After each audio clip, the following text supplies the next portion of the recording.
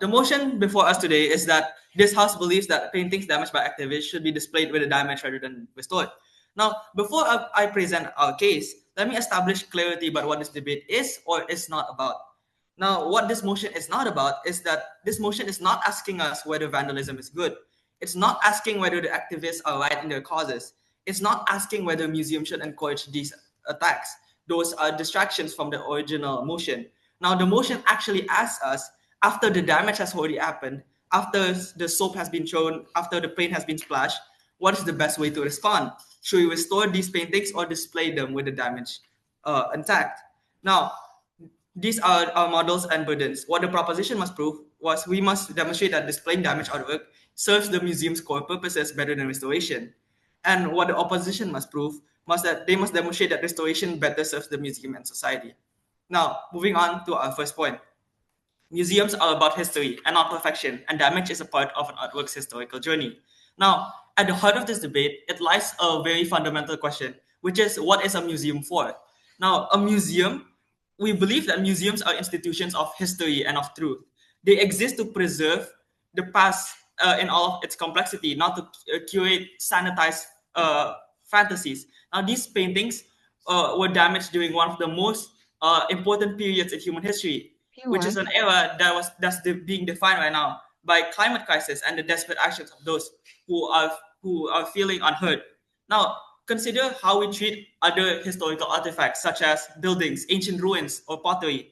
Now, we preserve ancient ruins with their missing columns. We display pottery with visible cracks. We preserve graffiti on historical walls. Why? Because these imperfections, they tell us stories. They transform objects into witnesses of history. Now, ancient monuments with damaged document centuries of weathering, wars, and historical events. Those missing pieces aren't failures, they are about their preservation. If we restore everything to pristine condition, we will erase history. We will be lying about what happened. The same principle applies here. Now, when activists throw soap at paintings or glued themselves to frames, those actions become part of these artworks' histories. These paintings become witnesses to the climate crisis and the desperation it inspired. That is historically important. Restoration erases. It says, this doesn't happen or this doesn't matter. But it did happen. People were so concerned about ecological collapse that they risked criminal records and imprisonment. Now, this is extraordinary. This is historically significant. The physical evidence should not be scrubbed away. Now, the damage is now part of the art story. Now, as much as the artist's brushstrokes, every artwork has a biography. It was created and was owned by various people. It survived different events. These activist attacks are simply the latest chapter. We already accept that artworks are not static. They're not old paintings darken with age. Ancient sculptures can lose their paint. Historical works fade and change. Now, we don't restore all of these to their imagined original state because we recognize that time and history have their own legitimate claims. Activist damage is simply another form of history that is making its mark right now. Now, by displaying the damage, we're being honest. We're saying that this is what happened right now. This is the world we live in. This is important enough to remember. That honesty is what makes a foundation of good museum practice. Now, here's our second point. That authenticity, instead, restoration can create inauthenticity. Now, here's a paradox. In attempting to restore a painting to its original state, you often create something less authentic than if you'd left it alone. Museums, they pride themselves on displaying authentic objects, the real thing and not the productions. Yet, heavy restoration, it basically compromises the authenticity. When you restore activist damage, you're not magically returning to the painting to its creation date. You're not rewinding time to the 1800s. And when you're adding new paint, you're adding new materials, and new interventions by modern conservators. You're making subjective decisions about the colors and techniques. You're creating an imitation, a mere reconstruction. Now the art world has long debated restoration practices. It's often very controversial because experts disagree about what's original and what is just historical accumulation. When you remove or cover damage, you might also be removing important historical evidence or making irreversible changes. Now, consider a philosophical problem, the ship of Theseus. If you replace every part of something, is it still the same thing? when you paint over damage, add new vanish, reconstruct sections, at what point does the restored painting become something other than what the artist created? At one point, are you displaying a reconstruction rather than the authentic historical object? But in contrast, leaving the damage intact maintains an actual chain of authenticity. Every mark from the Why? artist, yes. Theft is also a part of the history of the artwork. Why do we try to take back the artwork that is stolen? No, but that's the thing. We are assuming that the art is right now is already damaged, right? If you restore it further, like it might actually replace something that's original, and it might like destroy the history that the painting has. It's like what I mentioned before, the ship of Theseus. If you replace everything, is it truly the same thing? And the thing is, restoration, it also costs money. It's quite expensive as well. And again, like what I've said before, for example, like the buildings, even when it's destroyed, it's still kept that way because it preserves the history, and that's what museums are for. And this is why archaeologists, they prefer to stabilize the ruins than rebuild them. And this is why we display ancient statues with missing parts. And the fragments, they're authentic. Reconstructions will be uneducated guesses at best, and the fabrications at worst. Now, moreover, restoration technology and philosophy, they change constantly. What seems like good practice today may be viewed as destructive over restoration tomorrow. Past restorations have often caused more damage than they fix, using chemicals that deteriorated materials and added incompatible substances. Now, the proposition stands firmly behind this motion for two essential reasons. First, museums are institutions of history and truth, and the damage is now part of that history. And second, restoration doesn't create authenticity, it creates a reconstruction, a modern intervention that may be less truthful than accepting what has happened. We urge you to support the motion. Thank you. The opposition mainly gave us 2 points. First was that uh, uh, they gave us the examples of graffitis or ancient monuments, saying that these are the signs of history, and that by restoring these artworks that are mentioned in the motion, we will be erasing a part of history. But compared to graffitis, which hold less fame and artistic value, or ancient monuments, which people don't restore, not because they don't want to, but usually because they take a lot of time and money, as monuments are usually part of the big landscape and are of a bigger scale.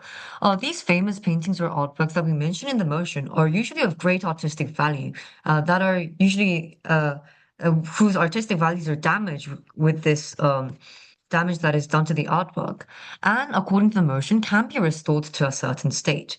And so, compared to these other examples that the government gave us, we think that it is of uh, we have more value in restoring the artwork than keeping it damaged.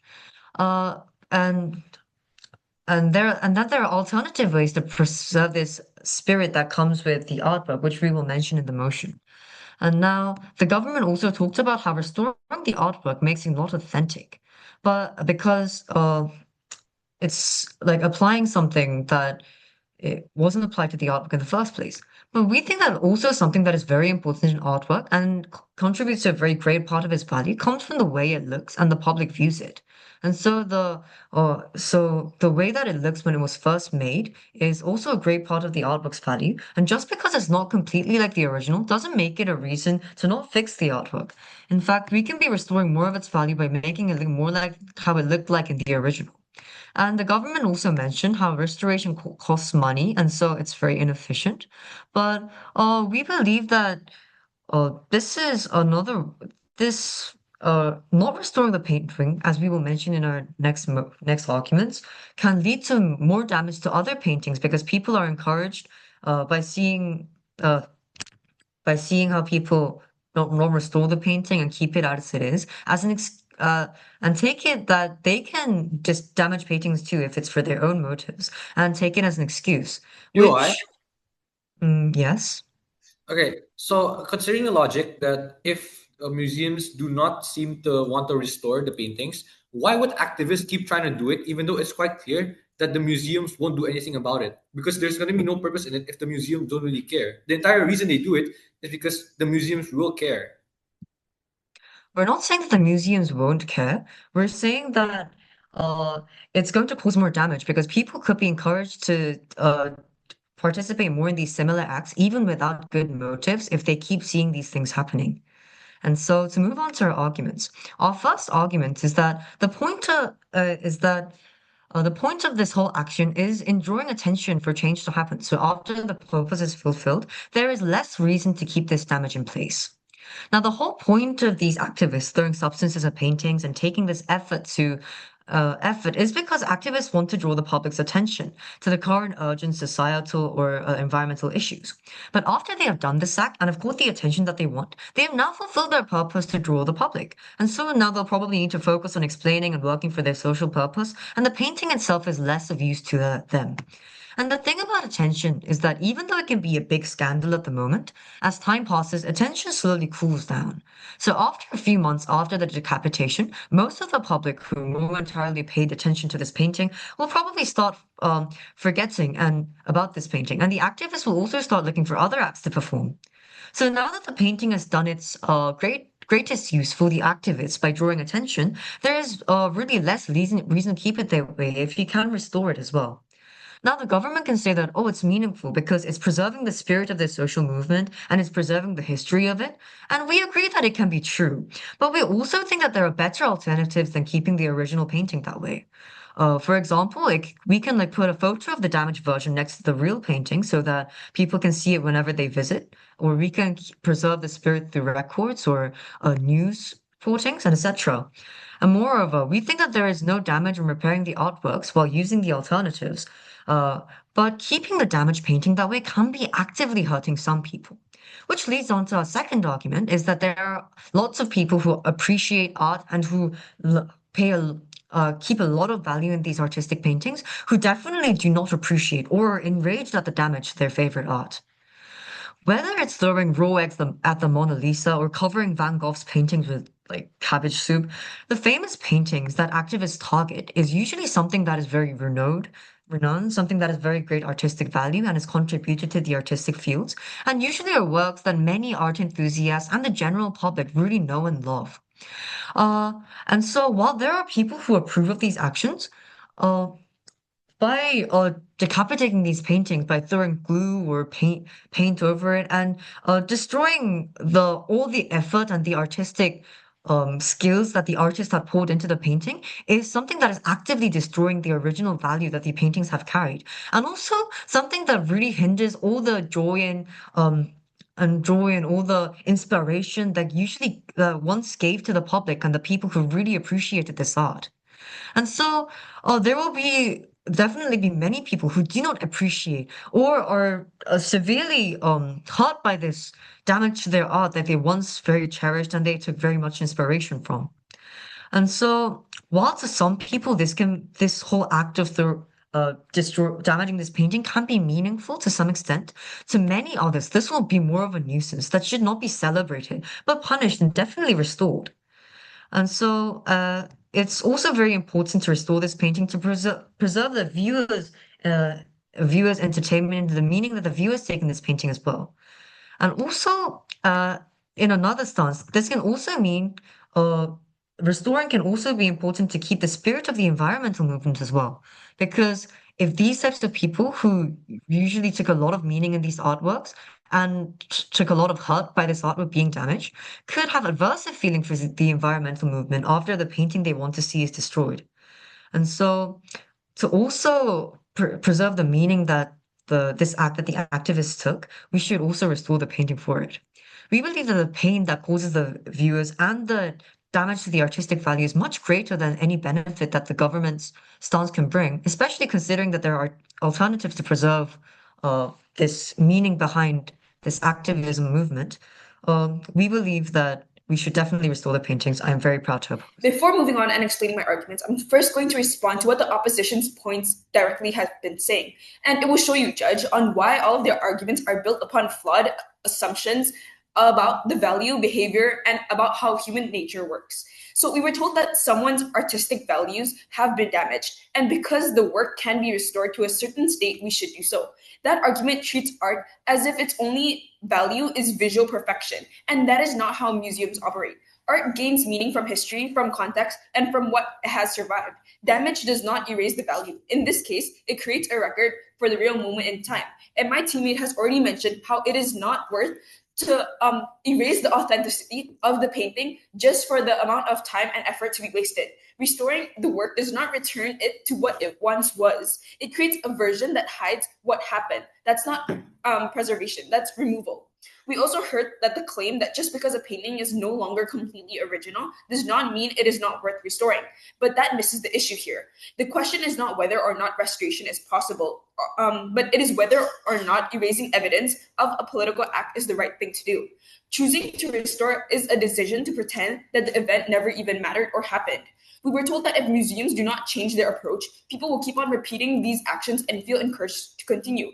But my teammate has already POI'd that argument misunderstands on why these acts happen in the first place. The human nature pushes people to rebel when they receive attention and reaction. The first reason that activists has started on this is because they seek attention from the public. These activists are not motivated by the silence, but they are motivated by the spectacle. The emergency response, the restoration, and the outrage, they want to be, and the headlines are what they seek for. When institutions rush to fix the damage and when they put it all over the news, the activists feel like they had power in what has happened in that moment. We are not saying that we support what the activists do, but we're saying that restoration feeds the behavior. Leaving the damage visible removes the sense of control and impact. It shows the activists that none of their actions was actually worth the time and effort for them to go through. It takes away the payoff. The opposition also suggested that restoring the artwork and placing a photograph of a damaged prize next to it, but a photograph is not at all the same reality. It is curated and it is selective. It allows the institution to control how the event is remembered. The real damaged artwork cannot be softened or minimized. It focuses honesty in a way that a photo never will be able to show. Finally, there's an assumption that restoration is neutral and leaving damage visible is political. That's simply false. Restoration is an active choice to erase disruption, and it is an institution deciding what the public is allowed to remember. Displaying damage does not endorse activism. It does not celebrate it. It does not acknowledge it in any way, and refuses to write history. Before I continue with your POI. But can't the institution also control the public's view by how they show the painting as well? I don't think there's a big difference. Yes, but we've already told you this motion is about restoring the painting. Is it worth to restore the damaged artwork? And we've already shown many reasons on everything that the other team has said about the benefits of restoring it has completely gotten false, because their whole point of restoring the painting is to restore its authenticity. But we're just telling you that none of that will happen, and you're just wasting all of the time, the money, and the effort, which is making it a more problematic action for not just the person restoring it, but for everyone around and people visiting the museum. So restoration creates the conditions for repetition, and visibility breaks the cycle. If people see, that activist has done this and nothing has happened, that activist will simply stop because they feel like their actions are being ignored, because that is what they do not want to happen. They're looking for attention and ways that they're able to rebel even more. So now I'm going to continue on to my third point, which is displaying the damage discourages the repetition. As I've said, at the moment, when activists target paintings, there's a predictable pattern. Something is thrown, there's an outrage, there's headlines, and then they quietly, behind closed doors, the artwork is restored and returned to the wall as if nothing ever happened. These people, this cycle actually rewards that act. The shock comes from the idea that something priceless has been harmed. But when museums always restore the price, the shock disappears over time. Everyone knows that the painting will be fixed. So activists want to act at the same level of attention. So they push even further to go. Louder actions, riskier actions, and more extreme tactics. If the damage remains visible, the act loses its shock value. There's no dramatic before and after moment, no sense that the artwork has been temporarily taken hostage, only to be rescued after. Instead, the damage becomes static. It becomes a part of the background, and it makes it far less attractive as a protest tool for the activists as well. In other words, restoring the artwork does not protect art in the long term. It incentivizes it, escalation. Leaving the damage visible removes the payoff. Now, to my fourth and last point, builds directly upon that one. Restoring the piece itself can itself be a political act. Museums like to present restoration as neutral, as if they're simply returning the artwork to its original state. But that choice is not neutral. It sends a message. It sends a message towards the the public that it says that the activist act should be erased, that the disruption should be forgotten, and that the institution gets to decide what parts of history are accepted to be remembered inside the museums. For the activists, the damage is not accidental, it is the message. Erasing it effectively, the institution is saying that we acknowledge that your protest happened, but we refuse to let anyone see it. That is a political stance. Displaying the damage, by contrast, does not mean endorsing the protest. It does not mean agreeing with the cause. It simply means refusing to hide what happened. Museums already contextualize difficult history and display the colonialized violence, war damage, and exploitation without pretending that those things never occurred. Activist damage should be treated that way. By restoring artwork, museums are not protecting neutrality. They're protecting the comfort because they choose to present a version of a history that avoids the conflict and controversy from repeating in the future. When we see what mistakes we made in the future, we don't simply ignore it and erase it from the past. We try to emphasize it so we're able to make a better future and to not repeat those things. And this has the same knowledge and logic towards it. So for both practical and ethical reasons, displaying the damage is the better option. It reduces incentives for future attacks, and it avoids museums quietly erasing acts of political dissent they find inconvenient. And this is why you should support this motion. Thank you. Judge, the government side is trying to justify vandalism by saying that it is a part of a history. But if it's a history, why don't we give up all efforts to find back a stolen painting? Because theft is also a part of the artwork's history. Or why don't we give up all efforts to restore a damage of terrorism because the terrorism are actually a part of the story? The reason why we don't give up the efforts to restore those damages is because it's a crime, and it's a crime that should be given attention to. And this is why the government side arguments collapses under this. Moving on to the rebuttal. So first of all, government side comes up and says that the vandalism is also a part of the history of the painting. First of all, damage does not preserve history because, first of all, it's not a part of history. Because, why would he try to take back the stolen paintings if it's a part of history? Because we think that the damage itself is not a part of the history that we're trying to preserve by preserving the original painting. Because, for example, when we're preserving Mona Lisa, we want to preserve what happened during the era of Leonardo da Vinci. What happened during the era of Leonardo da Vinci, not what happened now. Because we have sufficient sources and we have sufficient artworks that tell the story of now. But the history of the era of Leonardo da Vinci that we're trying to preserve is more important because it's a history that can't be created right now.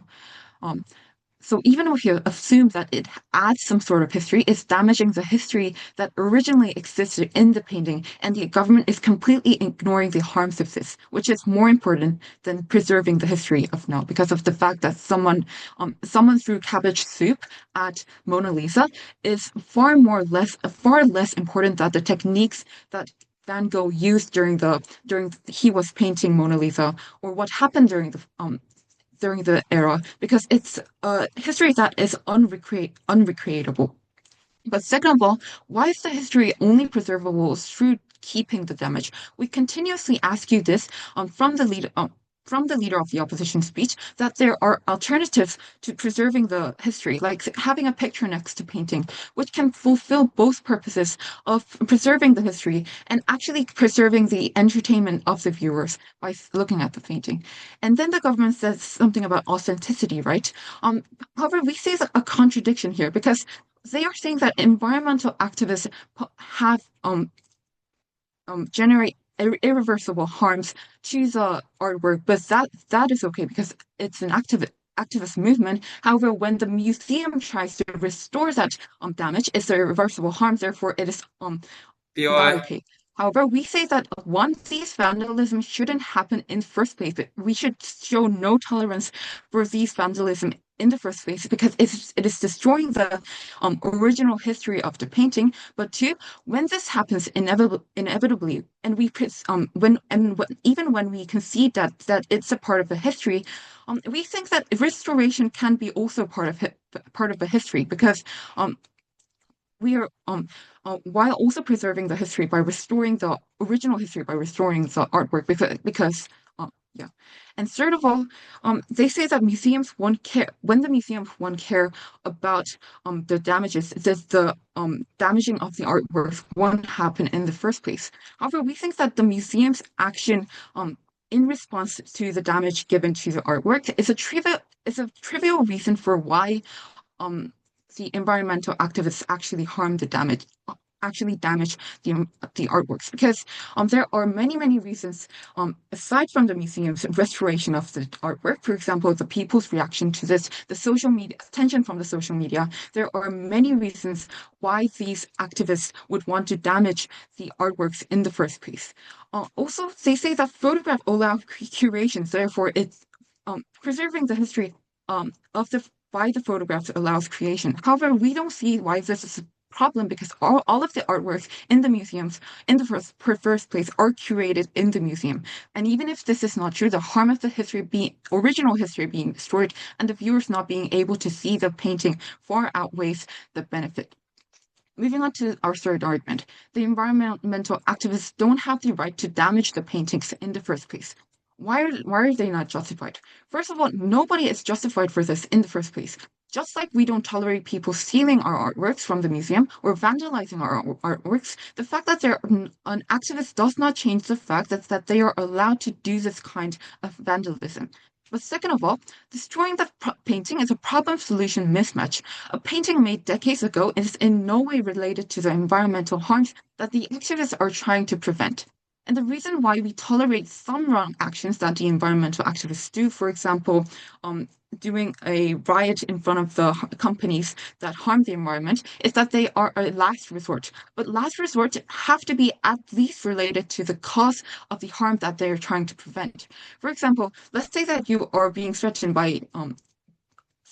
to be stabbed with the knife, but you can hurt the person that is trying to stab you. That is the last resort, but it's a crime. We call that a crime when you try to stab another person. That's not a last resort. We think that there are many alternatives that don't harm the viewers, but actually harms the direct cause of the environmental harm. For example, doing riots in front of the companies, or actively trying to restore the environmental damage by reducing waste and doing campaigns themselves. By refusing to do this, we say that first of all, the environmental activists are actively trying to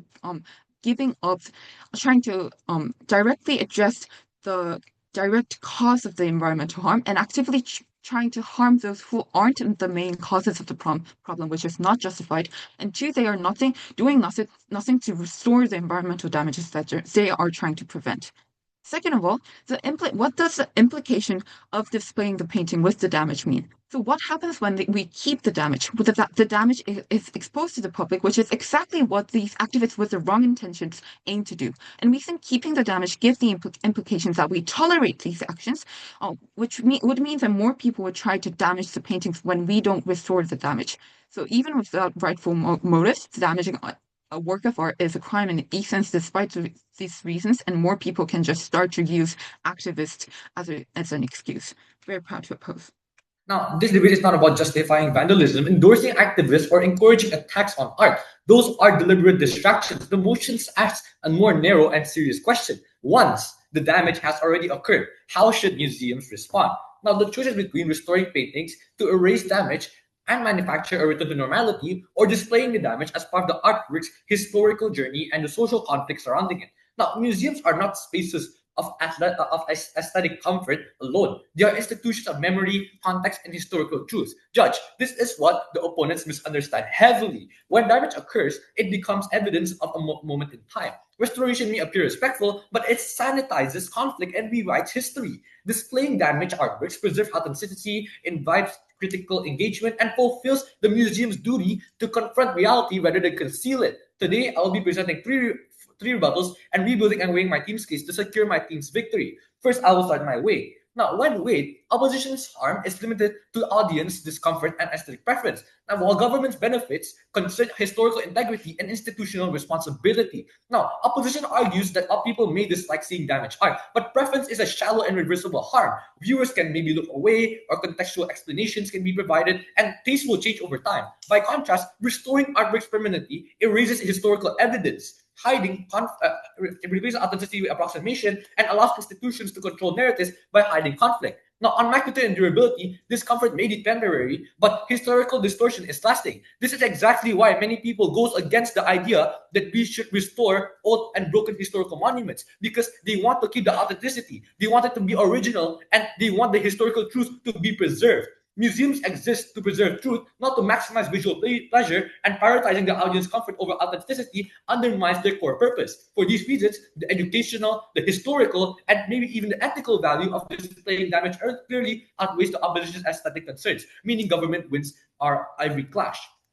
Now I'll move on to my rebuilding my team's case. First, the opposition rebutted my first speaker by stating that people will dislike seeing damaged art. However, this misunderstands the purpose of the museums and what my previous two speakers had been trying to say in the first place. Museums are not designed to guarantee comfort or visual pleasure. They are meant to preserve history, provoke reflection, and present truth. Now, discomfort is not a failure of the museum, but it's often the entire point. Many historical exhibits, from war relics to destroyed artifacts, are unsettling precisely because they are honest. Preferring restored beauty over historical accuracy prioritizes audience comfort over institutional integrity. And opposition never explains why momentary dissatisfaction should outweigh the educational and historical value of preserving what actually happened.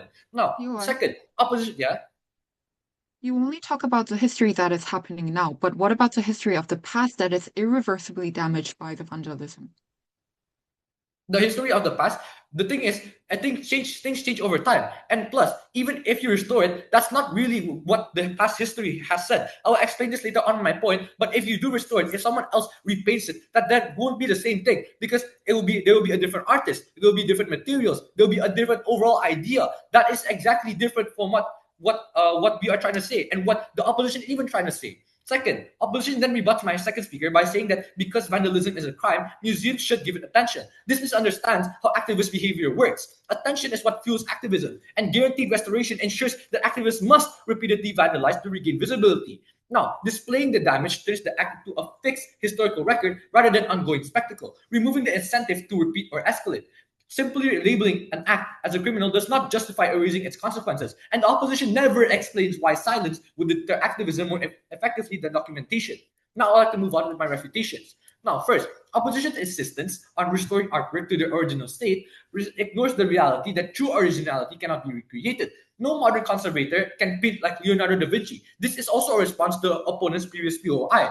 No artist, again, can paint like the artists in the past, because what makes them authentic, what makes them famous is their unique style, is how they paint. No artist can ever paint like they did back then, and this encourages activists to escalate tactics to regain this makes no one can match their materials perfectly or reproduce the historical conditions under which the work was made. Now, restoration, therefore, does not return an artwork to its original form. It produces contemporary approximation that replaces authenticity with imitation, claiming that visual similarity justifies his restoration misses the entire point. Museums exist to preserve truth, not to fabricate replicas that erase what actually happened to the artwork. Second claim that is stated, that failing to restore paintings will invite further vandalism, is speculative and contradicted by incentive logic. Repeated restoration also guarantees that damage disappears, which encourages activists to escalate tactics to regain attention. By contrast, displaying damage removes the shock value and returns the act into a documented historical moment rather than an ongoing spectacle. Now, visibility reduces performative payoff, which erasure incentivizes repetition. Opposition offers fear-based prediction without explaining why guaranteed restoration would discourage attacks rather than provoke them. Third, and finally, opposition's proposal on photographs of the damaged artwork collapses on its own logic. Now, if a photograph were sufficient to preserve the authenticity and what makes artwork unique, museums would not need original at all. Saying we should restore the painting and the photograph, the damage reduces history to documentation rather than the material truth. This argument can be reversed. If photograph were to create authenticity, then displaying a photo of the original while keeping the damaged artwork would be equally valid. Yet opposition never accepted that. This proves that material presence matters, and authenticity lies in the object itself, not a curated image, which is why displaying the damaged artwork preserves truth while photographs cannot.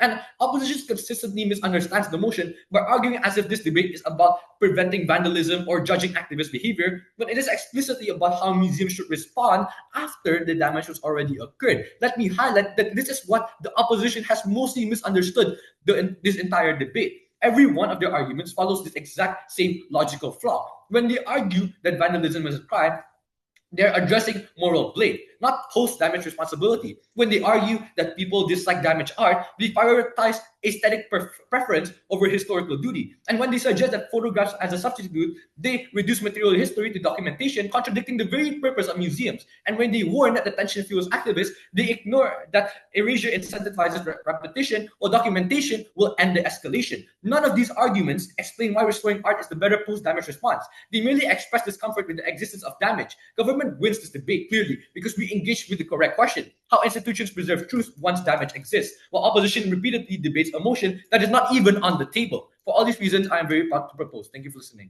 Why? So our first clash is going to be about which side benefits activists and art appreciators, right? So basically, a one-liner coming out from government side is museums all about history and damage is a part of that. Unfortunately, this is the repetition we receive from side proposition while we want a diversified debate within our side. So the key flaws are already here because we have questions such as, then why is there security in the first place, for example, in museums? If every act is going to be a meaningful flow of history as you want to express continuously, then why keep security in the first place? Why say, oh, no photo shoots because it might damage like the quality of the photo if in the first place, what you're trying to claim is everything is going to be in the flow of history, right? We think that that is complete nonsense coming from the first part, and therefore, your claim about you shouldn't preserve quote-unquote sanitized fantasies is a disregard to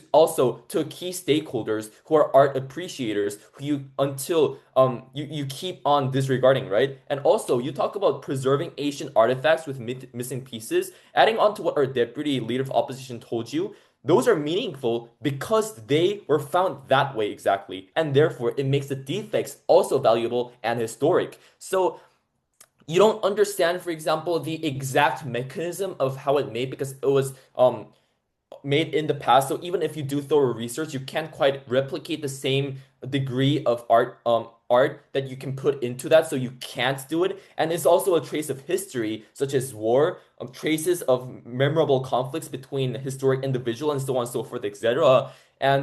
But smeared soup on the Mona Lisa, for example, is not meaningful or historic in any possible way, right? So the proposition, we tell you, needs to differentiate between the clear facts of what's important and historic and what's not, right? So we have the distribution, and so we take that part too. So we weren't there. I'll tell you later, okay? In the past, we were not there and we were not present, so we found it like that. But now we have the ability to change and to make it better to benefit both stakeholders who are the activists who prove their point, and secondly, the art appreciators who can appreciate their art. So we take care of so many more stakeholders already. And also they talk about activist actions are still preservable actions worth keeping, right? But yet we give you, for example, from our leader of opposition, from our first constructive argument, we give you alternatives such as adding the photo, which you only say that, oh, it's only a curation that is a replication, right? But these are clearly the things that can benefit more stakeholders on our side. So we think that we have taken that point too. And also, you say if you make modifications, is it the same thing? We tell you, there you can see the clear self-contradiction and the clear contradiction of a key concept from your side too, because we tell you, of course not, due to the activist action that you proposition side argues is so important. Because of those actions, it's of course shifted from the original form. Now we ask you a question too. Then why is the restoration also not part of that same exact flow of the history that you quite want to talk about? Because if it was damaged, restoring could also be a natural flow of history. If the activist acts are so natural and obvious in terms of history, then because that action happened, it's the same chain reaction and the solution that is given by us that you should restore it for the greater good, right? So we give you the plus alpha that less because we preserve and because we have these alternatives of, for example, adding a photo of the damaged state beside the restored photo. There's so many ways and appreciation coming out from the art appreciators too, and we consider more points of point of views and point of perspectives. And before moving on to the second clash and explain why we want that too, I'll take that POI. If you decide what is important in history and cover some parts, is it really truly history? That is clear proof also that you haven't been listening to my speech as well, because what I told you is the magnitude of importance is clear and obvious in this case, and because everything can't be numerically valued or given a clear statistic, for example, 68% accuracy or historically valuable, we do not try to say that it's completely okay to systematically do that. We're saying that there is a clear sense of what is right to do and what's wrong. And clearly, in your side, you're trying to state what's wrong is right, as in crimes are okay. So leading to our second clash is about which side better understands historic value as a whole, right? And we obviously try to claim to you that we have also, as an op side, proof to do so, because what the Deputy Prime Minister clearly was talking about is displaying damage, then restoring it, then the shock will disappear, and therefore it will lead to the activists regaining their motivation, right? But damaging global level quote unquote treasures with historic value, with both sides agrees upon that they have actual historic value, is a clear crime, as we repetitively tell you, right? We believe that rather than understanding and trying to comfort the people who has caused that insane crimes is both A, risky and has low feasibility, and B, is a clear sign to conforming to their actions, and C, still harmful to all the appreciators out there. And because this is where the Deputy Prime Minister and all the constructive arguments of prop side stops, and they've never dealt on the second stakeholder that we continuously try to give you, who are art appreciators. They have clearly not mentioned this and have not dealt with those issues. We say that that is a clear issue and a judging point in this debate also. What we give you is that environmental activists don't have the moral justification and the clear justification to damage and vandalize these artworks, right? And the last resorts are the key point that we give you. And because even if it's a last resort, and even if they have tried all the other things, it is never justifiable to act something as a crime, right? So the government, wrapping up, is basically claiming that because crimes are part of history and restoring these would be an act of discouraging these acts of crime, we must welcome this with open arms, regardless of law and art appreciators. What we give you as upside is one, a clear alternative, which they never dealt upon only with a one-liner, and two, why it's unjustifiable to enact on crime, and three, all the fallacies of coming out of prop site. So if you basically believe that crime and disregard to an entire major stakeholder is uneducational, as government whip probably supposed, then you vote for proposition. But however, if you agree upon all the fallacies they've made and the self-contradictions and the lack of elaboration on the second stakeholder, you vote for opposition. So proud to oppose. On our first question, if repairing the damage really erases the value of the movement, government's one-liner was that we need to keep the damage because they need to keep the history. And by restoring it, they said it will be erasing the evidence of that moment of time. But we did not only tell them how the damage already did most of its purpose by bringing attention to the social movement, and not only pointed out that their whole point was a contradiction, as if damage is a part of history, then restoration can also be a part of history, and it is hard to calculate the exact importance of each case. We also gave them alternatives to preserving that spirit that they wanted to preserve. Right now, we told them about how there is greatly improved technology and media and ways of preservation to preserve moments of time with like video technology or photos. And through social media, these records are made sure that they are never forgotten. And so with other alternatives, like putting a photo of the damaged version next to the real painting, we can easily keep their value of keeping the movement remembered while also repairing the painting to keep the value of the original artistic work. Now, the reason that they gave that this won't work is that photos or other type of media can be altered or manipulated by other institutions, but we think that the painting itself can also be displayed in a certain way and well manipulated, so it doesn't make a big difference. Sure, it might not be exactly the same as the original if you repair the painting, but we believe that the effort that is put into trying to restore the original values and skills poured into the painting, and by bringing back the original painting as much as possible, we're restoring a lot more of the values that would have been taken away by destroying the painting. And also, we mentioned how since it is a very powerful yet very aggressive and risky move by damaging a work of art that is loved by so many people, the public's disgust or hurt that the artwork got damaged can actually give them a very negative image of the activist movement, actually going against their original motifs. So the restoring the artwork is one of the least we can do to justify the act. And on the next question about does it really erase the value of the painting, the government tried to prove that by restoring the artwork, it ruins its authenticity. However, we clearly explained how restoring it as closest to its original state is restoring authenticity better, because by trying to bring back how it was originally presented by the artist, is restoring all the original artistic skills that was put inside the artwork, the message the artist tried to give, and etc. Aside from authenticity, we also told them that there are so much more that is lost by decapitating a painting. And finally on the question of if the damage really rightful, the government never really gave us a completely justified reason why this is an ethical act, why we should not view it as an immorality. But we explained to them clearly that this act of damage was never right in the first place. Government only talks about the history that is happening now, but we pointed out what about the history of the past that is irreversibly damaged by vandalism. This whole thing is unrelated to whether this is happening after the painting being damaged, because there is permanent damage both when the activists damage the painting and when the museums restore it. Uh, Government's argument is very contradictory. Activists can permanently damage the artwork because it's activism, but museums can't. This is completely unrelated to whether this is happening after the damage.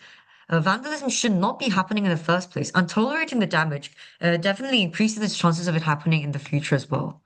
Moreover, it can cause great hurt to the viewers of the painting and the artistic world, whether it's destroying the Mona Lisa or Van Gogh's painting or a renowned sculpture. It's these types of famous artworks are something that the general public knows and loves, and destroying this world-level artistic work is a clear crime that should be tended to as a problem.